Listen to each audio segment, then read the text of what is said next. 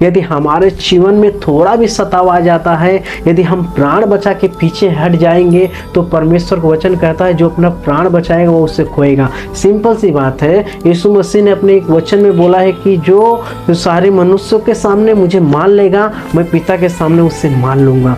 मैं आप सबको एक बात बता देना चाहता हूँ, यदि आप यीशु मसीह को विश्वास करते हैं तो आप ये बात अब ध्यान से सुनिए और इस बात पे आप चित्त लगाइए। आपके जीवन में कोई भी संकट, कोई भी मुसीबत आ जाए, हमें यीशु मसीह को नहीं छोड़ना है। मैं आप सबको बता दूं कि जैसे यीशु मसीह ने कहा कि मैं ज्योति हूँ, जो मेरे पीछे हो लेगा वो अंधकार में न चलेगा, और जो मेरे पीछे हो लेता वो ज्योति होता है, वो ज्योति की संतान होता है। सिंपल सी बात है।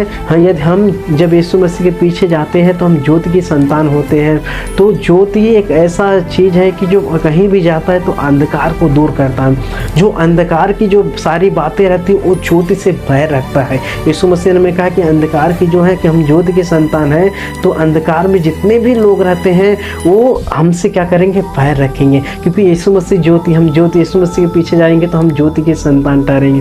वो अंधकार क्या करेगा कि ज्योति को दबाने की कोशिश करेगा, ज्योति को हराने की कोशिश करेगा। लेकिन एक बात याद रखना, एक ज्योति, हम परमेश्वर की ज्योति है, तो हमें उससे हारना नहीं है, अपने अपने प्राणों की चिंता नहीं करना है, बल्कि हमें परमेश्वर की महिमा करना है। परमेश्वर को सबके सामने मान लेना है। हम देखेंगे दानियल की पुस्तक 3 अध्याय में हम देखते हैं कि नबूकदनेस्सर राजा ने एक मूरत बनाया था और उस मूरत के सामने सारे जात के लोगों को बोला दंडवत करने के लिए। उस नगर में 3 ऐसे व्यक्ति थे जो परमेश्वर के सामने दिन में 3 बार घुटना टेकते थे।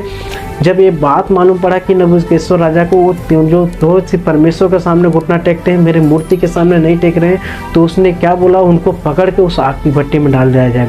जब उनको पकड़ के नबूकदनेस्सर राजा के पास लाया जाता है तो नबूकदनेस्सर राजा बोलता है, ये तो तू इस मूरत के सामने दंडवत नहीं करेगा तो तुझे आग की भट्टी में डाल देंगे। और उस शद्रक, मेशक, अबेदनगो अपने प्राण की परवाह नहीं की, क्योंकि यीशु मसीह ने कहा है जो अपने प्राण को बचाना चाहे वो खोएगा, लेकिन जो अपने प्राण को मेरे लिए खोएगा वो पाएगा। वो लोग जानते थे कि परमेश्वर इस आग की भट्टी से हमें बचा लेगा, और वो लोग कहते हैं कि हे राजा, भले तू हमें आग की भट्टी में डाल देता है, लेकिन मेरा परमेश्वर ऐसे सामर्थ रखता है इस आग की भट्टी में बचाने के लिए। उन्होंने अपने प्राण की परवाह नहीं की। उनको राजा ने फरमान निकाला, नहीं दंडवत कर, तुझे मार दिया जाएगा, तेरे प्राण निकाल लिए ले जाएंगे, लेकिन उन्होंने अपने प्राण की परवाह नहीं की। तो परमेश्वर का वचन जैसे कहता है, जो अपने प्राण को मेरे लिए खोएगा वो उसे पाएगा। हम देखते हैं कि तीनों व्यक्ति जो शद्रक, मेशक, अबेदनगो थे, उनको आग की भट्टी में डाल दिया जाता है, और उस भट्टी में जब वो लोग को डाल दिया जाता है तो चौथा एक वहाँ पे आके उनके साथ उस भट्टी के चारों तरफ घूमने लगता है, और आग जो रहती है उनको जला नहीं पाती है। वो चौथा व्यक्ति स्वयं परमेश्वर यीशु मसीह थे, उस आग की भट्टी में आके उनको बचा लेते हैं। मैं आप सबको बता देना चाहता हूँ, परमेश्वर का वचन कहता है कि अपने बच्चों पर उनके जितना सहनशीलता है उतनी उनके ऊपर मैं परीक्षा को डालूंगा। हालेलुया। क्यों ऐसे परमेश्वर कहता है, क्यों हमारे ऊपर परीक्षाएं आती है? सिंपल सी बात है कि हम परखे जाए कि हम मसीह में हैं कि नहीं हैं।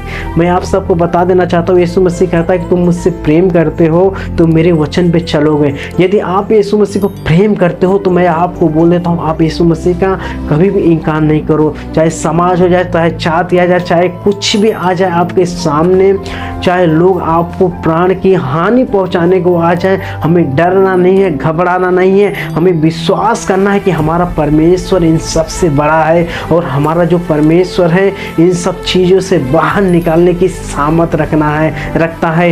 यदि हम अपने प्राणों की परवाह नहीं करेंगे तो परमेश्वर की महिमा को अपने जीवन में देखेंगे। जैसे हम जानते हैं कि जो पतरस और उसके जो चेले लोग थे, परमेश्वर यीशु मसीह के साथ 3.5 साल तक सेवा किया, लेकिन वो लोग वो सब काम नहीं कर पाए। लेकिन जब वो पतरस उस सभा के सामने उस मंदिर में जाकर अपने प्राण की परवाह नहीं किया, बल्कि परमेश्वर की महिमा किया, यीशु मसीह को ही बताया कि वही खुदा है, तब जाके परमेश्वर की पवित्र आत्मा उन सारे लोग पे उतरती है। उस तब जाके परमेश्वर के कार्य उनकी लाइफ में होता है। मैं आप सबको बता देना चाहता हूँ कि यदि आप सारे जाति के सामने परमेश्वर को मान लोगे, हर एक लोगों के सामने परमेश्वर को मान लोगे, अपने प्राण की परवाह नहीं करोगे, तो परमेश्वर का कार्य आपके जीवन में आप देखोगे, परमेश्वर का राज्य आप देखोगे। जैसे परमेश्वर ने कहा मेरे धर्म और राज्य की खोज कर, परमेश्वर के राज्य को और परमेश्वर का धार्मिकता को आप समझोगे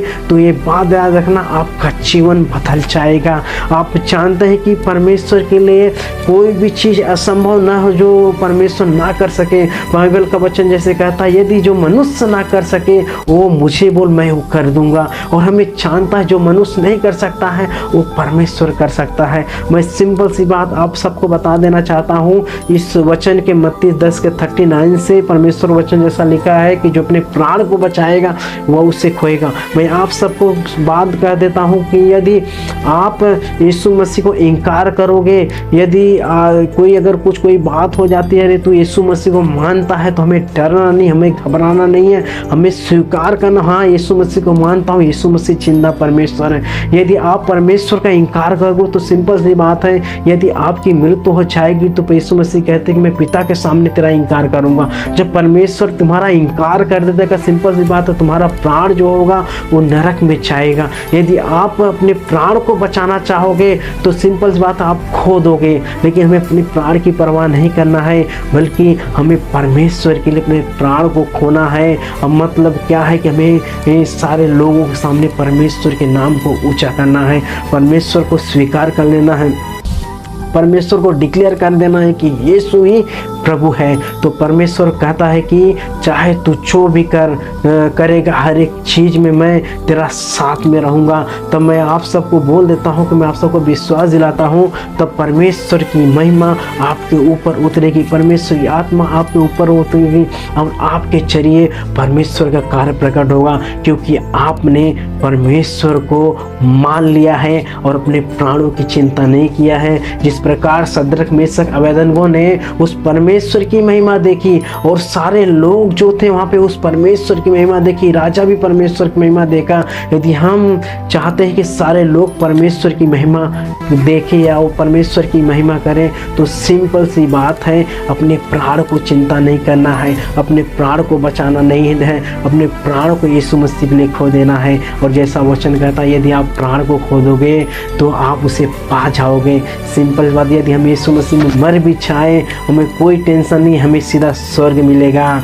मैं आप सबको बता देता हूँ यीशु ही मार्ग है जो हमें स्वर्ग की ओर लेकर जाता है, यीशु ही प्रभु है। हम तो पापी ही थे, तो यीशु मसीह हमारे पापों के छुटकारा के लिए एक कुंवारी से जन्म लिया और उसने अपने आप को उस क्रूस पे बलि दिया, ताकि जो उस पर कोई विश्वास करे वो नाश ना हो बल्कि अनंत काल का जीवन पाए। यदि आप चाहते हो यीशु मसीह में अनंत काल का जीवन पाने के लिए, तो हमें परमेश्वर के वचन पे चलना है और यीशु मसीह का इनकार नहीं करना है। हम पतरस को जीवन को देख लेते, पतरस कहता था यीशु मसीह मैं तुमसे प्रेम करता हूँ, यीशु मसीह बहुत तुमसे प्रेम करता हूँ, लेकिन जब प्राण की बात आई तो पतरस ने इनकार कर दिया। आज मैं बता देता हूँ इंसान इस संसार में सबसे प्रिय अपने प्राण को जानता है और परमेश्वर कहता है यही प्राण तू मेरे लिए दे दे। मैं सिंपल सी बात मैं कह देता हूँ, यदि आप यीशु मसीह अपना सब कुछ अपना प्राण दे दोगे तो परमेश्वर की महिमा को